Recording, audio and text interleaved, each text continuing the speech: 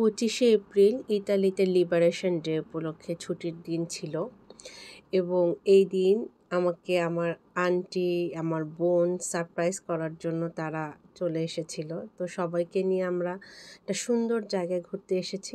সেটাই আজকে ব্লগে শেয়ার করব এবং আন্টি যে কিভাবে আমাকে সারপ্রাইজ করেছে সেটা একটু পরে শেয়ার করছি। এবং আন্টি আসাতে এই যে ঘোরাফেরাতে তখন তো আর কোনো খেয়াল ছিল না, ভালো মতোই ঠান্ডা লেগে গেছে। আর ইউরোপের ওয়েদার এমন যে কখনো বৃষ্টি কখনো রোদ। তো আন্টি যেদিন এসেছিলেন সেই দিন ফরচুনেটলি ওয়েদার খুবই ভালো ছিল, রোদ ছিল, ভালো মানে রোদ ছিল, কারণ এখন তো ওয়েদারের ঠিক নাই, কখনো বাতাস কখনো বৃষ্টি কখনো রোদ। তো আমরা সবাই মিলে ঠিক করলাম যে নদীর পাড়ে যাব আর ওখানে গিয়ে বোটিং করব। তো এইটা ছিল আমার লাইফের একটা বেস্ট এক্সপিরিয়েন্স আমি বলবো, কারণ হলো আমি সাঁতার জানি না, আমার বোন বাচ্চারা কেউই সাঁতার জানে না, এবং যতবারই এখানে বোটিং করতে আসতে চেয়েছি আমার হাজব্যান্ড তো কিছুতেই অ্যালাউ করবে না, কেউ সাঁতার জানো না তখন কি না কি হবে, এই ভয় ভীতির কারণে আমার কিন্তু কখনো এটা করা হয়নি। তো ফার্স্ট টাইম যখন উঠলাম আমার একদমই চিন্তা ছিল না যে সাঁতার জানি না কি হবে, শুধু মনে হচ্ছিল যে এটা করতে হবে, থাকে না কিছু ড্রিম যে এই জিনিসটা করতে ইচ্ছা করে বা প্রচণ্ড রকম প্যাশন বলে যেটাকে, সাঁতার জানি না বাট বোটিং করতে ইচ্ছা করে, আমার ছেলেও আমার মতো সেম।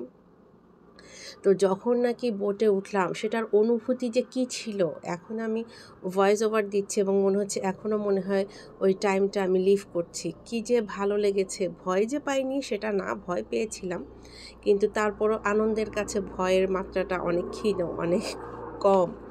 তো আমাদের তো বললাম যে রোদ ছিল, বেশ গরমই লাগছিল, কিন্তু যখন নাকি নদীর মধ্যে চলে আসলাম তখন এতটাই বাতাস আর ঠান্ডা, আমার তো আসলে ঠান্ডা সব কিছু আমি ভুলে গিয়েছিলাম এক্সাইটমেন্টের কারণে। বাট কিছুক্ষণ পর মনে হচ্ছিল যে আর একটু গরম কাপড় চোপড় হলে ভালো হতো, এবং এতটাই আমি উত্তেজিত, এতটাই এক্সাইটমেন্ট, এতটাই অ্যাডভেঞ্চারাস ফিল করছিলাম, আমি ভুলেই গিয়েছি যে আমি তো হুডি পরে এসেছি, আমার তো টুপি আছে, ইচ্ছা করলে মাথায় দিতে পারি। তো পরে মেয়েকে, আমার বোনকে, সবাইকে বললাম যে হুডি উঠিয়ে নাও, টুপি পরো, তাহলে মাথায় ঠান্ডা লাগবে না। ওরা তো শুনছে না, ইয়াং মানুষ। এটা আমি পরে হুডি তুলে নিয়েছিলাম।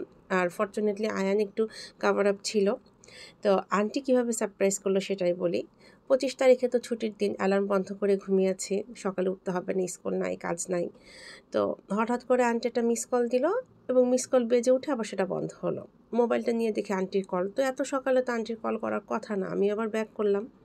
তো আন্টি আমাকে বলছেন, এখনও উঠো নাই? আয়ান তো এত দেরি করে ঘুম থেকে উঠে না, আয়ান সবসময় হচ্ছে early raiser, say early to bed and early to rise, এটা মেনে চলে অনেকটা আমার মতোই। তো আমি বলছি না, ছুটি তো, কেমন করে যেন আজকে ঘুমাচ্ছে। তো আন্টি বললো আচ্ছা ঠিক আছে, এসে দেখবো কতটা ঘুমাতে পারে। আমি বলছি মানে? তো আন্টি আসলে রওনা দিয়ে দিয়েছে, কারণ 25 তারিখে আন্টিরও ছুটি এবং 26 তারিখেও সকালবেলা ছুটি ছিল। তো হঠাৎ করে সাডেন প্ল্যান করেছে, এবং আমি নতুন বাসায় ওঠার পরে অনেকবার রিকোয়েস্ট করেছি আন্টিকে, একবার আসেন, দেখে যান। আন্টিও সুযোগ করে পাচ্ছিলেন না, আর আমাকে সারপ্রাইজ করার জন্য তিনি যে প্ল্যান করছেন সেটা আমাকে জানাননি। আসলে সারপ্রাইজ যদি রিয়েলি সারপ্রাইজের মতো হয় সেটা কিন্তু অনেক ভালো লাগে, আমার এত ভাল লাগছিল। এবং আমি জানি আন্টি এসে আমাকে কিচ্ছু রান্না করতে দিবে না, আর আন্টি নতুন বাসায় আসছে, আমার মানে আন্টি আসলে তো আমার অনেক কিছুই করতে ইচ্ছা করে। তা আমি তড়িঘড়ি করে যেটা হয় আর কি, মানে ফ্রিজে যা ছিল, বাজার যা ছিল, সব কিছু ম্যানেজ করার চেষ্টা করছি, তাড়াতাড়ি করে ঘরও গোছাচ্ছি, যেহেতু নতুন বাসায় প্রথমবার আন্টি আসবেন। সব কিছু মিলে আন্টি চলে আসলেন যথারীতি, এবং এসেই তো অনেক জিনিসপত্র নিয়ে এসছে আমার জন্য, নতুন বাসার জন্য গিফট নিয়ে আসছে, খাবার দাবার বানিয়ে নিয়ে আসছে, মিষ্টি বানিয়ে নিয়ে আসছে, আমার বোনটা আবার একটা কেক বানিয়ে নিয়ে এসেছে, মানে এতই ভালো লাগছিল আন্টি আসাতে। ওই যে যা বললাম, এসেই বলে না কি আর খাবো, চলো একটু ঘোরাফেরা করি। তা আমি তো জানি, যে কারণে আমি আগে থেকেই সব কিছু রেডি করে রেখেছিলাম। তারপরে খেয়ে দিয়েই আমরা বের হয়ে পড়ি। আর এরপরে যখন বের হলাম, এরপর নদীর পাড়ে এসে বোটিং করছিলাম, আমি আসলে কোনো কিছু এডিট করছি না, আমি কিছু কেটেও দিচ্ছি না, আমি চাই এটা আমার কাছে মেমোরি হয়ে থাকুক। পানির সাথে একদম পানির গা ঘেঁষে আমার নৌকা চলছে, নিজেরা রাইড করছি। আর আমার বোনটা ছিল বলে খুব হেল্প হয়েছে, কারণ ও আর হচ্ছে আনিয়া সামনে বসে, ও সুন্দর করে হ্যান্ডেল দিয়ে এটাকে হচ্ছে ম্যানেজ করতে হবে, দেন হচ্ছে পা দিয়ে রাইড করতে হবে। তা আমরা ওয়ান ট্রিপ করার পরে আয়ানও সরবে না, আনিয়াও সরতে চাচ্ছিল না। পরে আনিয়া রাজি হলো, তখন আবার আমরা আন্টিকে নিয়ে নিলাম। অনেক ঠান্ডা ছিল তো, এ কারণে হচ্ছে আনিয়া রাজি হয়েছে শেষমেশ।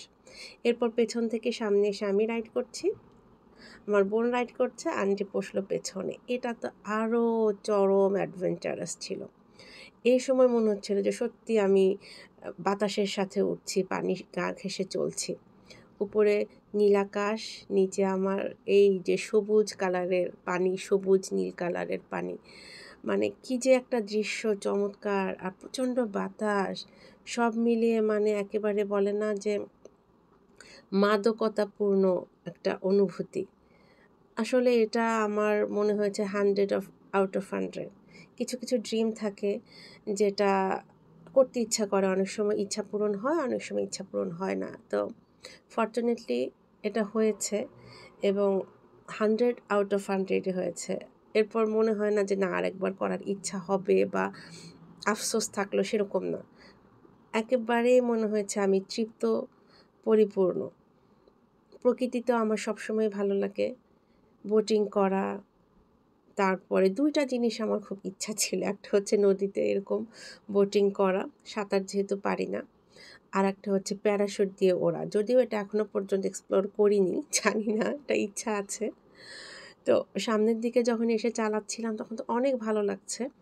আর আমি এত ভিডিও করেছি, এ কারণেই তো এখন হচ্ছে এটা আমি সেভ করে রাখতে পারবো আমার মেমোরিতে। তো আমার বোনটার কষ্ট হচ্ছিল। ও সব কিছু ব্যালেন্স করে করে চালাচ্ছিল। আর বোটিংয়ের ব্যাপারটা হলো, যেটা হ্যান্ডেলটা আছে ওটাতে ঘোরা ব্যালেন্স করে করে পা দিয়ে চালাতে হবে। ওটা গাড়ি চালানোর মতোই।